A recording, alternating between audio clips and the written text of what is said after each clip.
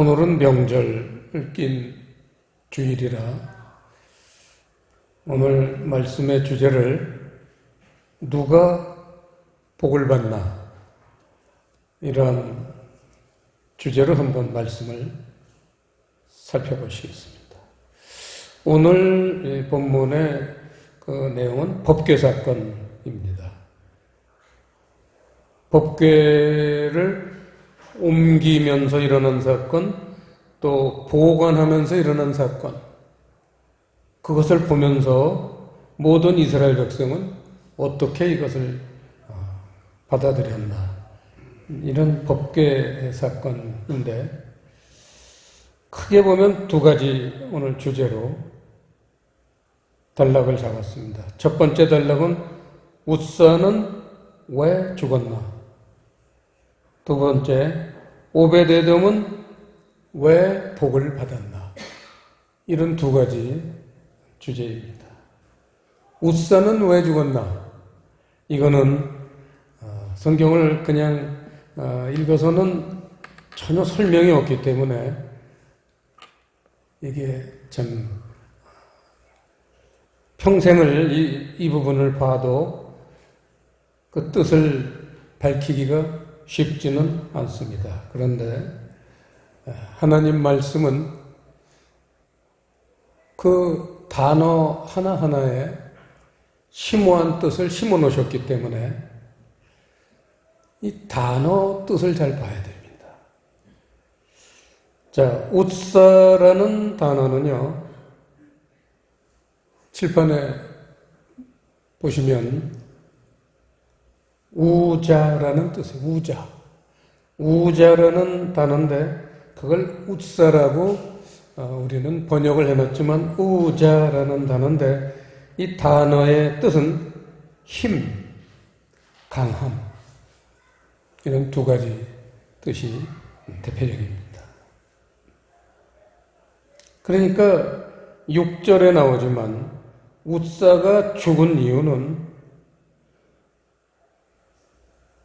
그 법궤가 수레가 막 흔들리면서 떨어지려고 하니까 6절에 보시면 저희가 나곤의 타작마당에 이르러서는 소들이 뛰므로 웃사가 손을 들어 하나님의 궤를 붙들었더니 여호와 하나님이 웃사의 잘못함을 인하여 진노하사 저를 그곳에서 치시니 저가 거기 하나님의 궤 곁에서 죽으니라. 웃사는 그 궤를 막 흔들려서 떨어질 것처럼 그렇게 불안해할 때 그걸 인력으로, 사람의 힘으로, 이름 그대로 사람의 힘으로, 법궤라는 건 말씀이니까 말씀을 이해하려고 했습니다. 이 부분이 모든 인류의 경종을 울리는 사건입니다. 말씀을 사람의 힘으로, 자기의 어떤 지혜로, 자기의 이성으로 말씀을 이해하려 하는 사람은 다른 건 몰라도 반드시 죽습니다. 이 사람은 반드시 멸망합니다. 이게 하나님의 법칙입니다. 그래서 이 반대로 이 죽은 사람과 아주 극단적으로 대칭을 이루는 그 오벳 에돔이라는 사람은 또 복을 받았어요. 그래서 거기서 우리가 왜 복을 받았는지 한번 살펴보겠습니다. 오벳 에돔이라는 사람입니다.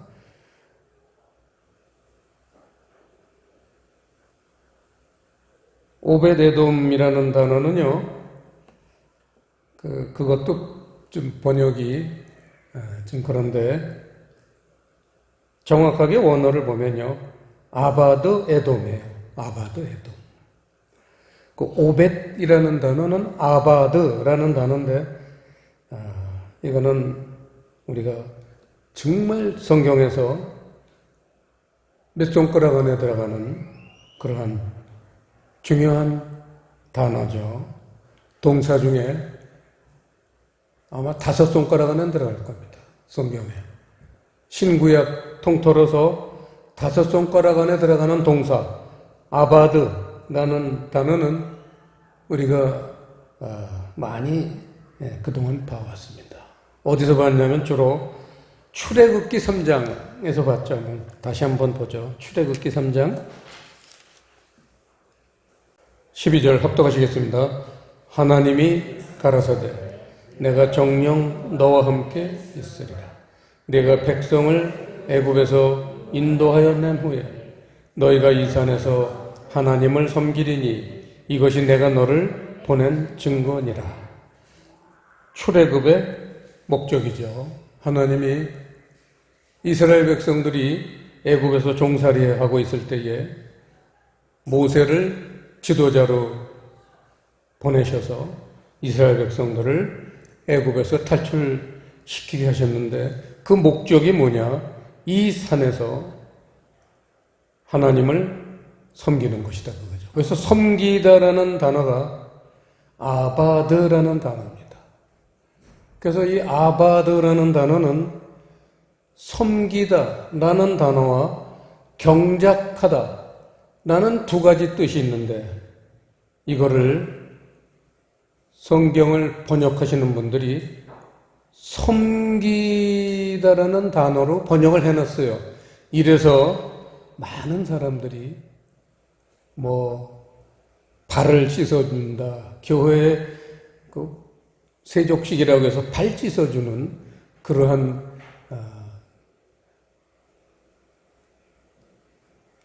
법도 생겼고, 그 섬기다라는 게 굉장히 강조되고 있지만, 이건 물론 섬겨야 되지만, 이 문장은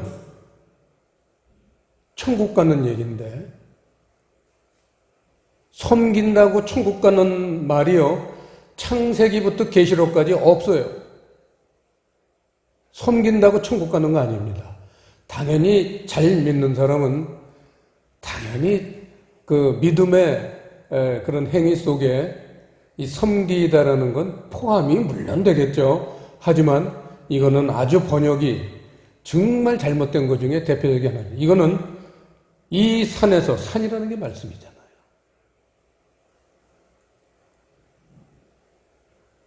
이 산에서 하나님을 경작하리니. 그래서 하나님이라는 건 하나님 말씀이죠. 이 산. 하나님 말씀을 경작하리니.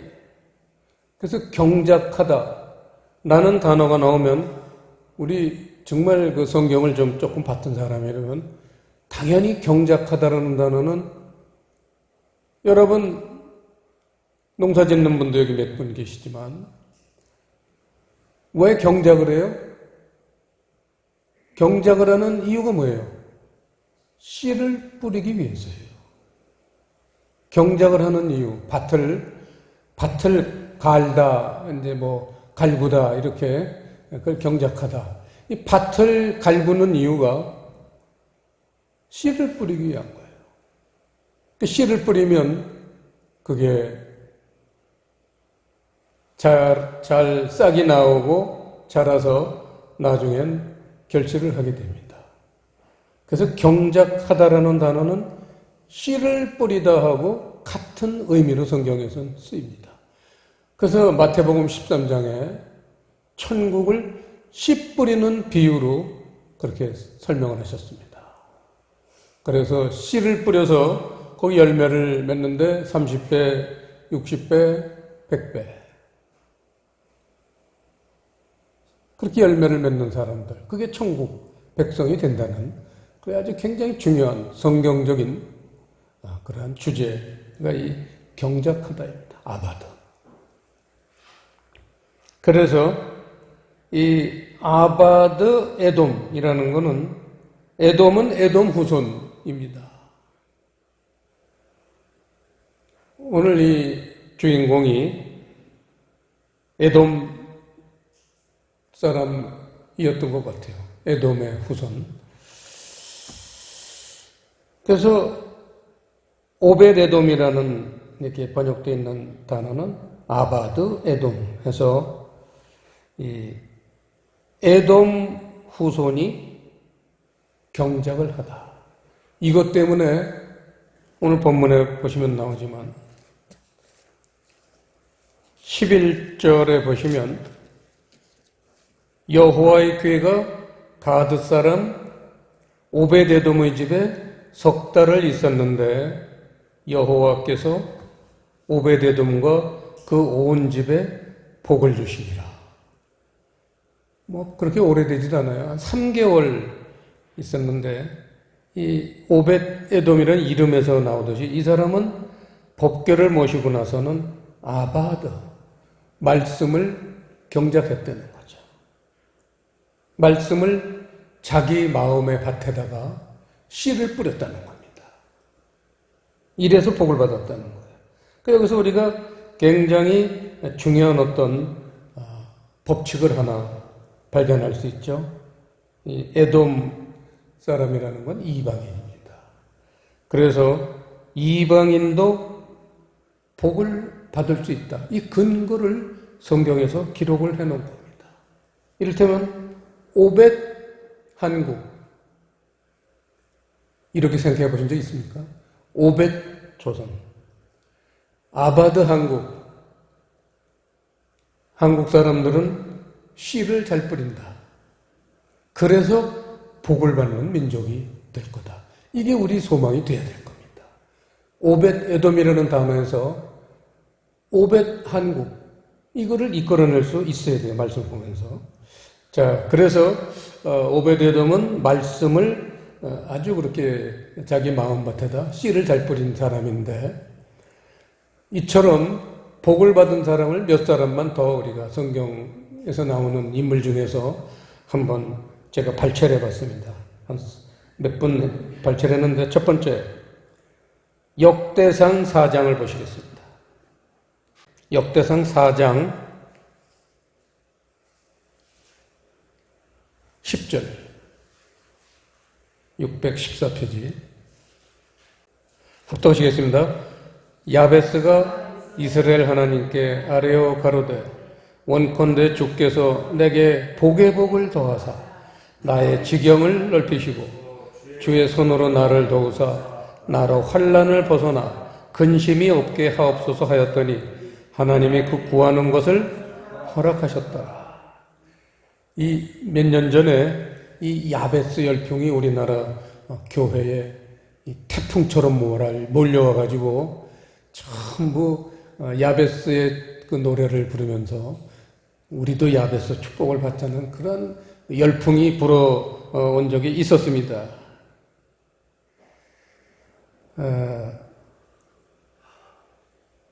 여기서 그 야베스가 복의 복을 받은 이유, 나의 지경을 넓히시고. 자, 지경이 복의 복을 갑절로 지경이 넓어졌다는 얘기인데 이게 무슨 얘기일까요? 성경에서 그 지경이 넓어졌다라는 거는요, 육으로만 살던 육의 복만 생각하던 사람이 영의 복을 알게 되고 구해서 하나님으로부터 받기 시작한 것, 이거를 지경을 넓힌다고 말씀하십니다.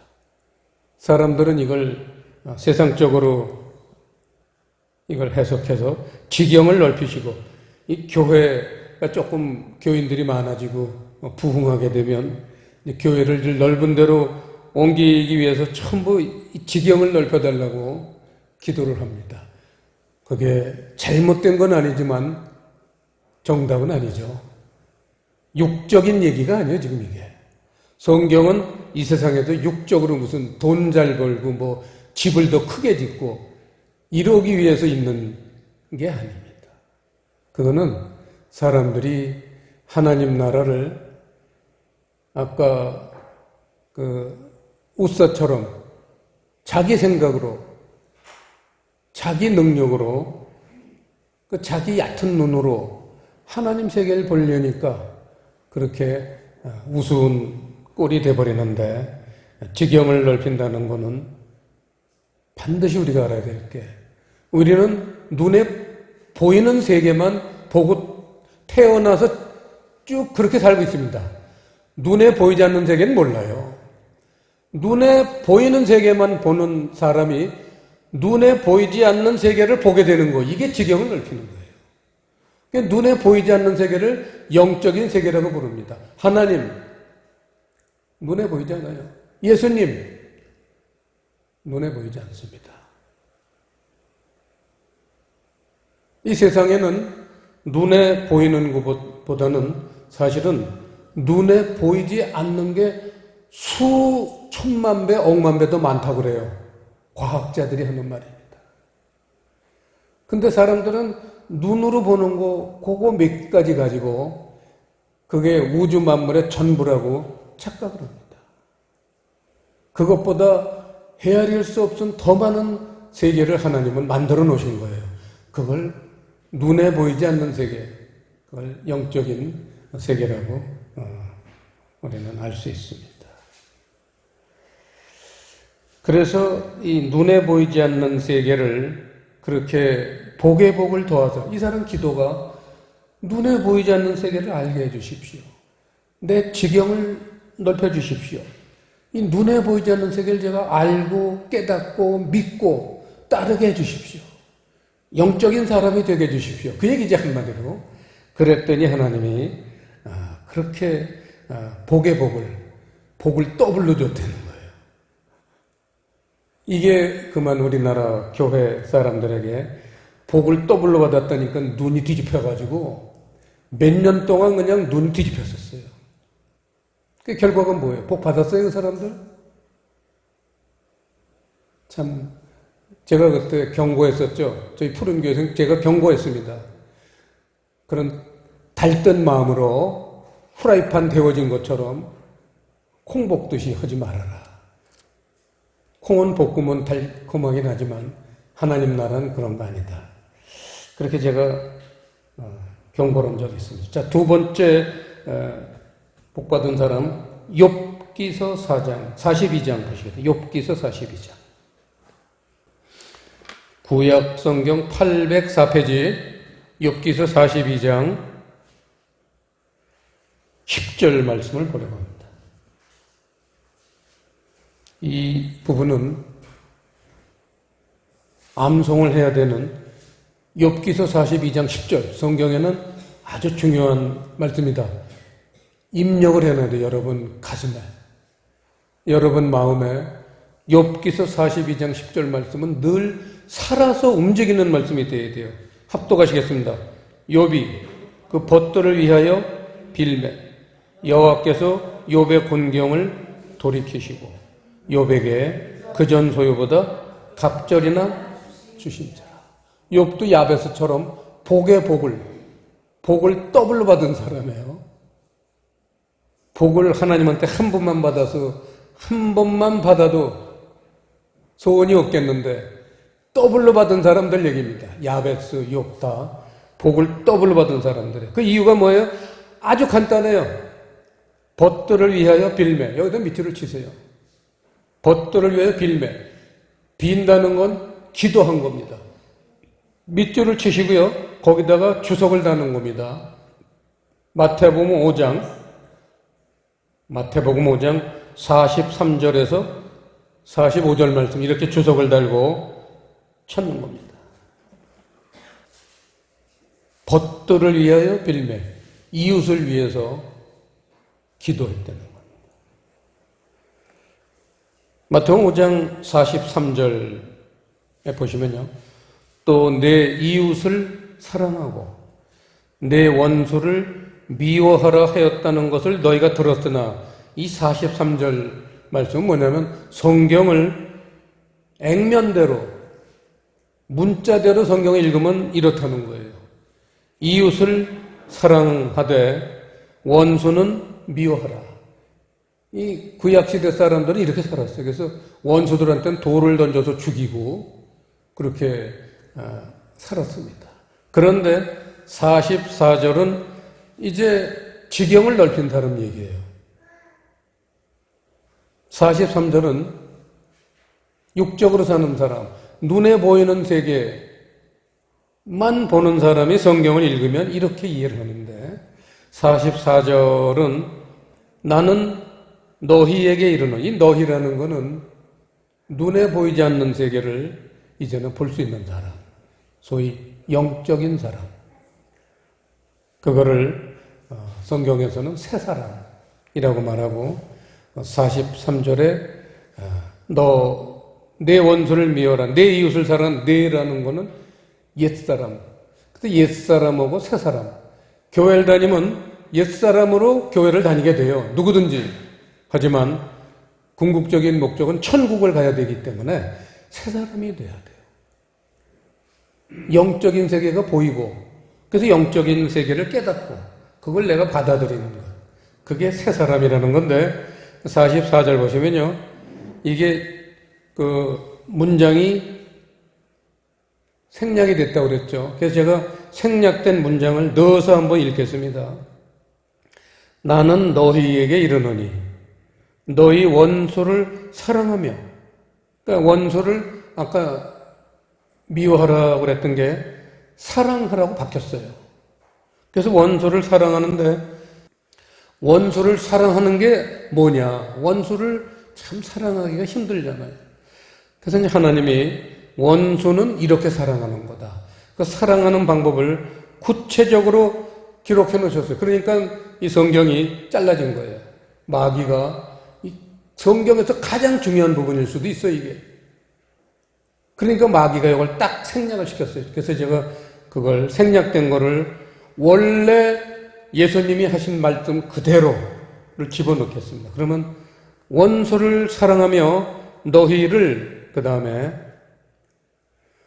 저주하는 자들을 축복하며 너희를 미워하는 자들을 선대하며 너희를 모욕하고, 그 다음에 이제 본문에 있는 그대로 핍박하는 자를 위하여 기도하라.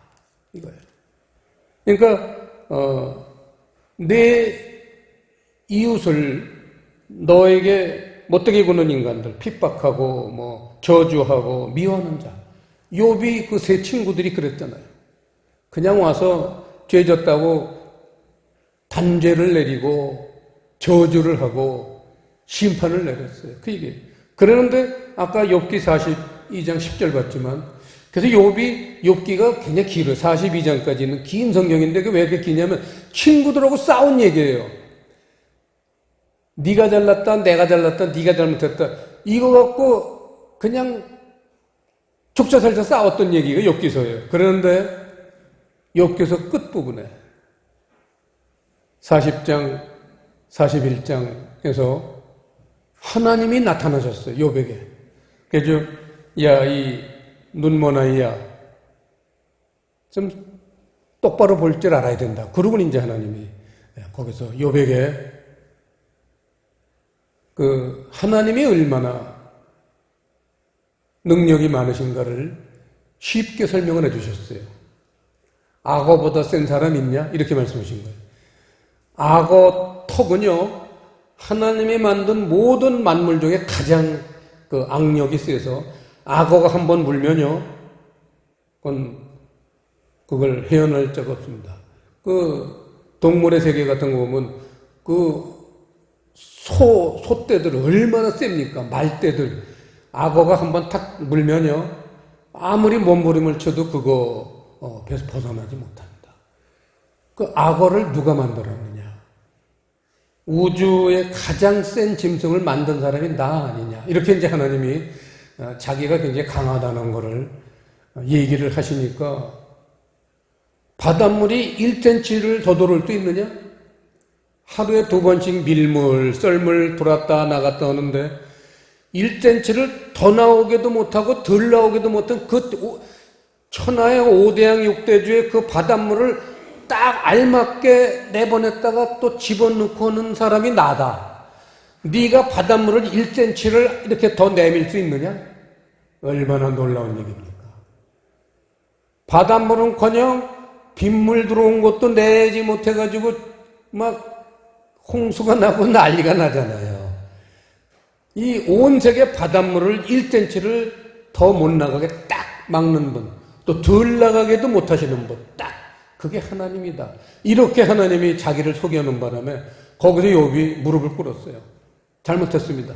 그러고 나서는 욥이 잘못을 깨달은 결과가 그 원수 같은 세 친구들, 자기를 저주했던 친구들, 그 친구들을 위해서 빌매, 이웃을 위해서 기도했다는 거예요. 이웃 사랑을 했다는 겁니다. 그게 하나님이 사람을 창조하신 목적이에요.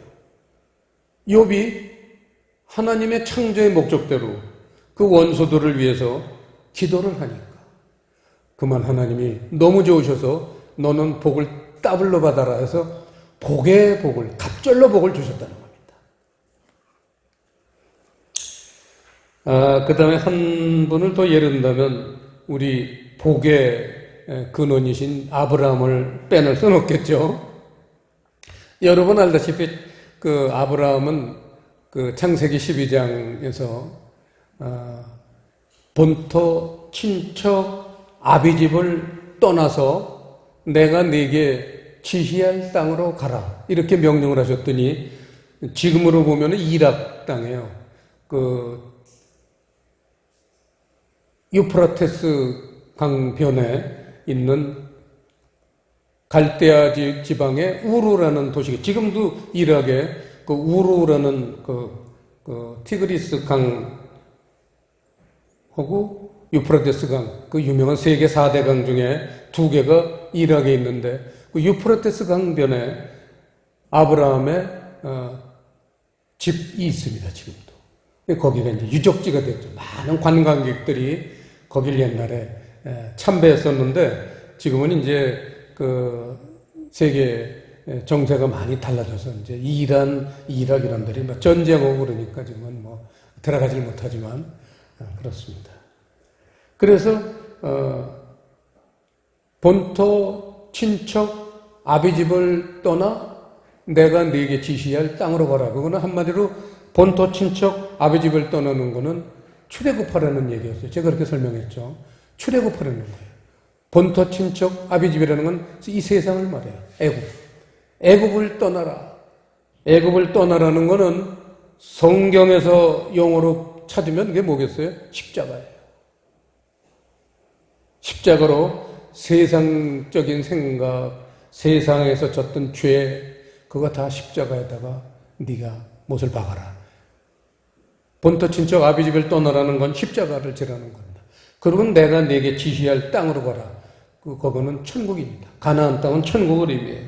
십자가를 지고 천국을 가라. 그게 아브라함에게 내린 명령입니다. 그 부분을 신약 성경 갈라디아서 3장을 한번 보시죠. 그걸 어떻게 바울은 풀었느냐. 갈라디아서 3장 6절부터 보시면요. 아브라함이 하나님을 믿음에 이것을 그에게 의로 정하셨다함과 같으니라. 믿음이라는 거죠. 근데 무슨 믿음이냐? 7절. 그런즉 믿음으로 말미암은 자들은 아브라함의 아들인 줄을 알지어다. 또 하나님이 이방을 믿음으로 말미암아 의로 정하실 것을 성경이 미리 알고 먼저 아브라함에게 복음을 전하되 모든 이방이 너를 인하여 복을 받으리라 하였으니 그러므로 믿음으로 말미암은 자는 믿음이 있는 아브라함과 함께 복을 받느니라. 자, 복을 받는 이유를 보세요. 6절에 믿음에 믿음이라는 단어가 나옵니다. 7절에도 믿음으로. 믿음에다가 동그라미를 치세요. 믿음. 8절에도 하나님이 이방을 믿음으로, 믿음이에요. 그래서 믿음에다 동그라미를 치고 8절에 복음에다 동그라미를 치세요. 복음을 믿으면 9절의 맨 끝에 동그라미를 치세요. 복이라는 데다 동그라미를 치세요. 믿음, 복음, 복. 이거예요. 복음을 믿으면 복을 받는 거예요.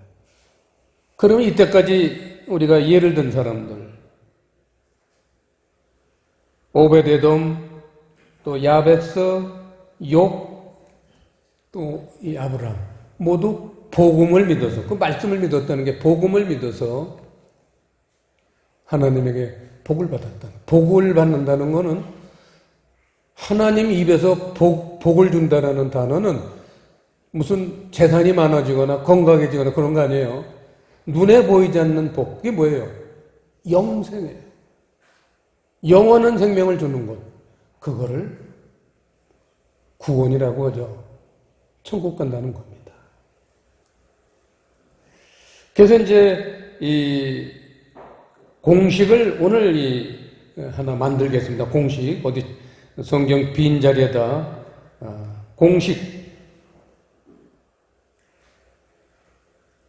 그러니까 이 아브라함이 복을 받은 이유는 십자가와 복음이에요. 십자가와 복음. 그래서 이걸 이제 공식을 하나 만들면요, 4가지 단을 제가 동격으로 불러드리려고 합니다. 믿음 이퀄은 믿음 이퀄 복음 이퀄 진리 이퀄 영의 말씀. 이게 이제 성경의 핵심이에요. 믿음, 복음, 진리, 영의 말씀. 뭘 믿어서 천국 가느냐? 복음, 진리를 영의 말씀으로 깨달아서 하나님의 세계를 이해하는 것. 이게 천국 가는 믿음이라는 거죠. 결론을 하나 말씀드리겠습니다. 결론. 시편 133편 보시겠습니다. 시편 133편. 3절을 보려고 그러는데 1절, 2절 마저 보면요, 133편은 다윗의 시, 곧 성전에 올라가는 노래입니다. 우리가 성전되는 게 신앙생활의 목표인데 성전을 만드는 방법을 설명하고 있습니다. 어떻게 우리 마음에 성전을 짓느냐? 1절, 형제가 연합하여 동거함이 어찌 그리 선하고 아름다운고. 뭐가 연합하는 겁니까? 2개. 이걸 잘 봐야 돼요. 2절, 머리에 있는 보배로운 기름이 수염, 곧 아론의 수염에 흘러서 그 옷깃까지 내린 같고. 여기서 2절에 기름에다가 동그라미 치세요. 색연필로. 기름 마구마구 치세요. 그냥 기름. 그 다음에 3절, 헐몬의 이슬이 시온의 산들에 내림 같도다. 거기서 여호와께서 복을 명하셨느니 곧 영생이로다. 3절에서는 이슬에다가 동그라미를 마구마구 치세요. 그래서 기름하고 이슬, 이 2가지를 우리가 하나님으로부터 받는 게, 그 다음에 복이라는 단어에다가 동그라미를 치세요. 복. 그게 복이라는 거예요. 그리고는 맨 마지막 단어 영생, 거기다가 동그라미를 치세요. 그러니까 기름하고 이슬이 복을 받는 거고 영생을 얻는 비결이에요. 거기서 기름이라는 게, 거기 옆에다 이제 빨간색 연필을 쓰시든지, 기름이라는 거는 성령, 또 사랑. 성령님은 사랑을 가져오시는 분이에요. 우리 마음이 차가운 이유가요, 성령님을 모시지 못해서 그래요. 그럼 왜 성령님을 모시지 못해서 그래요? 진리의 말씀을 깨달아야 돼요. 진리의 말씀을 깨달으면 성령님이 오시라고 안 해도 들어와서 우리 마음에 자리를 잡으세요. 그게 성령이에요. 그게 기름이고, 이슬이라는 거는 아까 말한 진리의 말씀, 복음이에요. 복음 진리가 이슬이에요. 그래서 진리와 성령, 그 진리와 성령을 내가 마음에 모셔드리는 것, 이게 복, 천국 가는 거라는 거예요. 그게 바로 영생, 영원한 생명을 누리는 거다. 이게 오늘 추석을 낀 이 명절에 누가 복을 받나 너무나 쉽게 자세하게 오늘 알려드렸습니다. 오늘 말씀을 잘 이렇게 한 주간 동안 묵상하셔서 모두 영생을 누리는 그러한 하나님의 기뻐하시는 자녀들이 되기를 축원합니다. 기도하시겠습니다. 아버지 하나님, 오늘 누가 복을 받는지 오벳 에돔을 통해서 오벳 한국, 우리 한국 사람의 후손들도 복음 진리를 믿으면 영생을 누린다는 소망을 주셨사오니 이 말씀이 우리 한국의 모든 교회들에게 임하셔서 생명을 얻는 놀라운 축복의 근원이 되게 해 주시옵소서. 감사를 드리오며 예수님 이름으로 기도드리옵나이다.